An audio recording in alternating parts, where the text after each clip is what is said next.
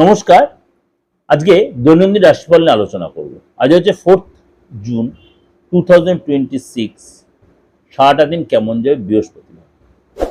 চলুন তাহলে জেনে নিই আজকে মেষ থেকে মীন রাশি আপনার কেমন যাবে।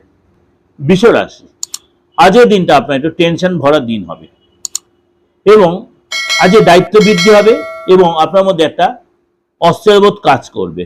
ব্যবসার ক্ষেত্রে যথেষ্ট লাভদায়ক হবে। কথাবার্তার মধ্যে মধুরতা রাখবেন।